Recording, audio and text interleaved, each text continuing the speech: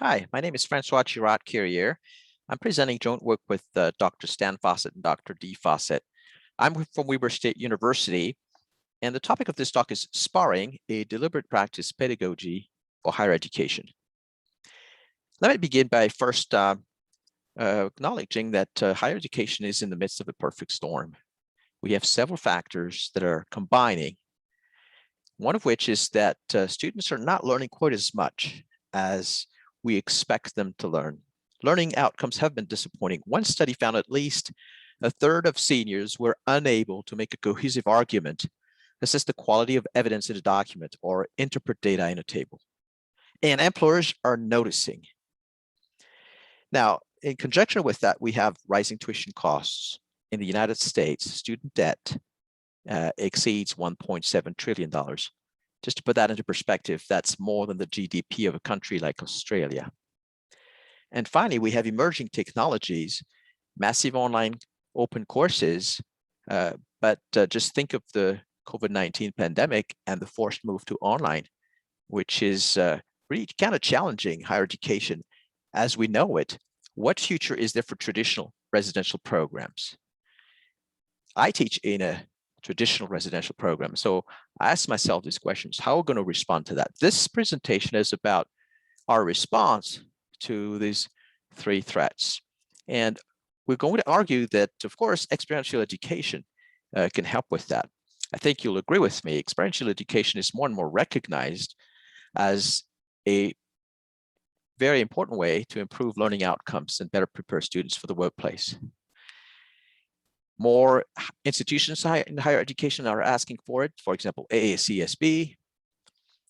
But there is a lack of common practical understanding of how to implement experiential learning. We're all asked and expected to engage our students in experiential learning, but we're rarely trained in it. And we don't really have an accepted approach to train and assess experiential competency.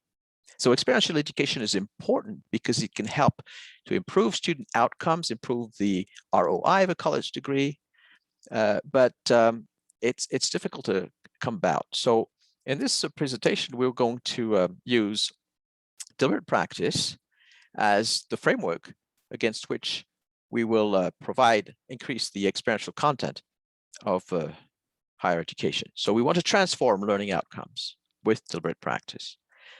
I need to tell you a few things about deliberate practice.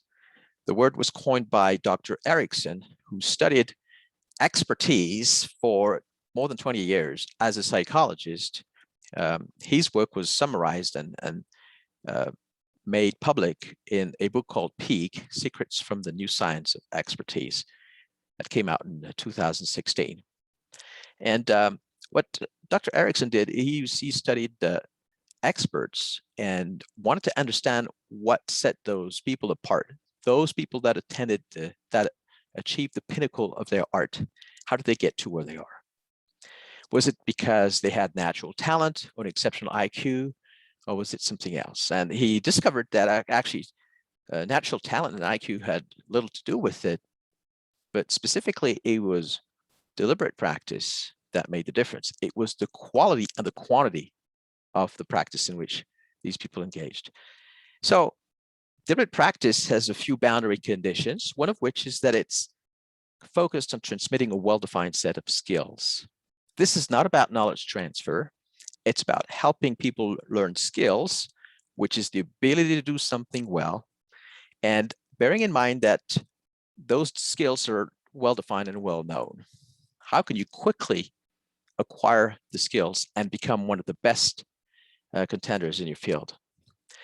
The philosophy of deliberate practice is that it relies on focused practice, where the students are fully engaged in the practice and consistently challenged to step out of the comfort zone, learn new tasks.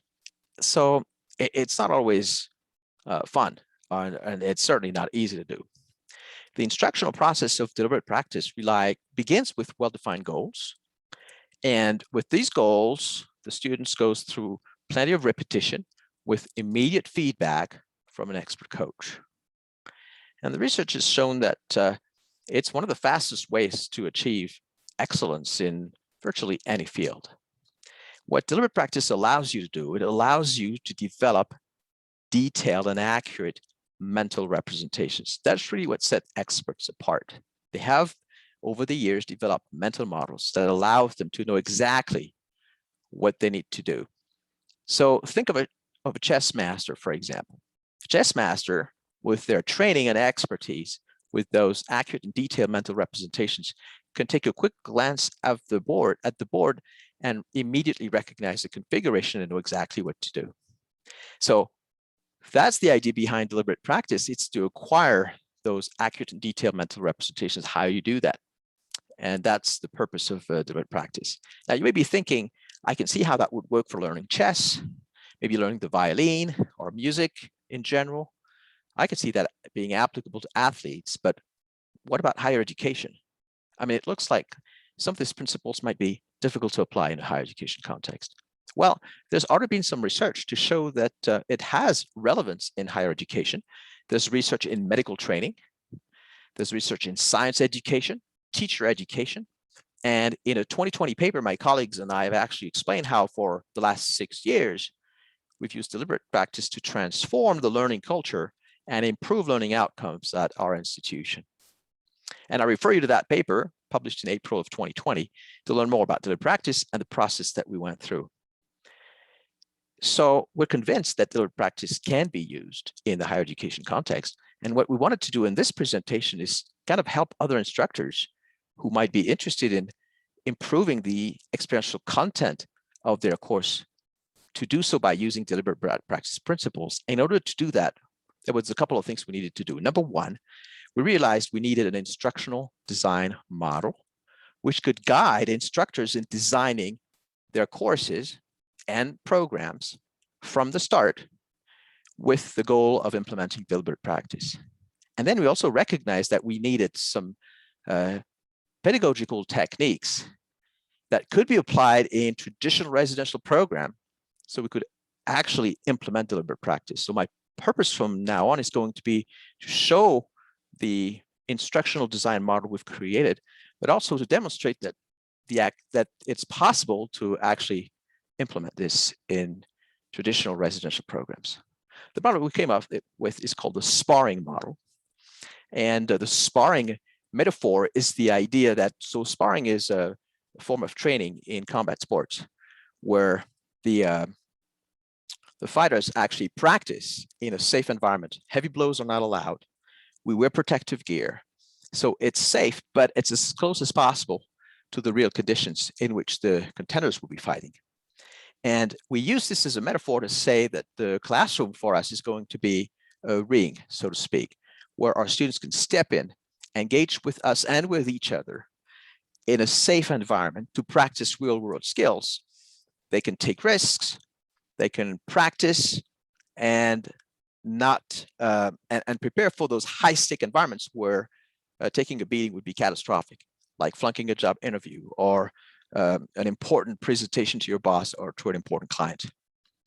And so that's the SPARRING metaphor, but the 8 letters of the SPARRING acronym also represent 8 deliberate practice principles that instructors need to have in mind when they design their courses. And the first one is S for skills. So remember that deliberate practice is focused on skill acquisition. It's not about knowledge transfer. So that's the first step. You begin by asking yourself, what are the skills my student need to learn from this? And skills, again, are things that students will know how to do. It's a behavioral learning outcome. Now, P is for performance. How is performance measured? And what is the target performance that we expect our students to acquire in connection with that skill? One thing that's helpful when you set the performance is to use frameworks from our professional associations. There are many out there in my field in supply chain management. It could be ASCM, CSCMP, the Project Management Institute, the American Society for Quality, and they will provide skills and also performance levels that are expected from professionals. So you can use that to set those performance targets. Then you have to design activities that are going to enable students to practice and master the skill at the target performance that's expected of them. Next letter is R for the mental representations that I was talking about. Those are those mental models, very detailed and accurate mental models that actually are created in our brains through neural configurations, the science tells us, that are critical for students to learn. And a great way to learn it is through metaphors and object lessons. This will make it possible for students to acquire and retain those mental representations. And sparring is an example of one such mental representation that we use when working with students. The second R is for repetition. Does the activity allow for repetition? Does the course allow for repetition? Do you have repetition built into your curriculum so that the students can actually learn the skills and it'll stick? The next letter is I for the concept of immediate feedback that I mentioned previously. How are you going to provide immediate feedback? That's critical. As early as possible, once the students have practiced, there's a debrief that needs to happen with feedback from the coach. That's a deliberate practice principle that you want to build your curriculum and activities, pedagogical activities, to make that possible. And is for novel. Activities need to push students out of the comfort zones by asking them to learn new tasks. We will develop those mental representations and gain expertise only in so much as we operate just outside of our comfort zones. So it's not always fun, but it's critical that students are challenged. It's that consistent challenge that makes deliberate practice so effective. And finally, G is for the engagement.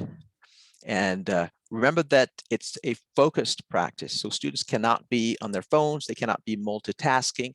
How do you make sure that they are fully concentrated on the practice of that skill? And so you have to ask yourself that question: how am I engaging my students? So I want to illustrate sparring, and I'll do that by showing you a quick video of two boys, two 7-year-old twins, brothers, who teach each other how to box. You'll see one brother coaching essentially his brother. That's what I want you to do. Jab, jab, right hand, slip, slip, right hand, hook, right hand, okay? But when you slip and slip, I want you to go in. Not like step it in, but just slip and slip. Because if you go backwards and slip, you're going to fall back, okay? And keep your elbows in and don't stretch your hands out, okay? So, slip, slip, bang, bang, hook. Yep. Tap, tap, bang, slip, slip, bang, bang, hook, bang. Back it up. Always get your hands back in, okay? Bring them back in. So, tap, tap, bang, slip, slip, bang, bang, hook, bang. Did you see sparring in action? Did you see the specific skills? Did you see repetition? Did you see feedback? Did you see full engagement and focused practice? So that's the goal. These 7-year-old twins are showing you the way, and we're saying that we can do it. So our first contribution in this paper will be this sparring model, 8 steps to make sure you include all deliberate practice principles in your curriculum design. The next is you're also going to need activities to make it happen in the classroom. I can see again how it can easily happen with one-on-one coaching as in the video, but what about us teaching in a classroom with 20, 30, 40 students? And so we have in the paper 13 pedagogies. I'll only cover a few of them. Some of them you already use. But what I want to show you is that the sparring model can be used also to assess the experiential content of the pedagogies that you use. You can use it as a rubric, so to speak. And so the first technique I wanted to talk about is the deliberate practice, or DP lab, which is a combination of 4 activities: the flipped classroom, think, pair, share, object lesson, and a in-class presentation with after-action report. And you're probably familiar with all of these techniques. The paper, again, will explain more on these if you'd like to learn more. The paper is forthcoming in the SJIE. The point I wanted to make is using the sparring rubric, we've actually identified which activity was helping us with which principles of deliberate practice. As you can see, none of the activities on their own can hit all the boxes, but combined together in the DP lab, they do. We use the DP lab in every interactions with our students. And by combining them, we can have this highly engaging repetition and immediate feedback Again, I'll refer you to the papers for more details. There are 13 pedagogies described in the paper, the DP Lab being actually representing 4 of them. Others that you can see on the screen right now, you're probably quite familiar with. They also help with sparring, and we discussed that in the paper. And there's activities at the course level that you can go ahead and start implementing on your own. Some activities may require the involvement from the program or your school. So the point is that there's a bright future for traditional residential program if we can use deliberate practice to transform student outcomes. We will put real skills in their toolboxes, improve their educational ROI, and present an education that really is robot proof that AI will not be able to match anytime soon. And that's my presentation, and I thank you for your attention and refer you back to the paper for additional details. Thank you very much.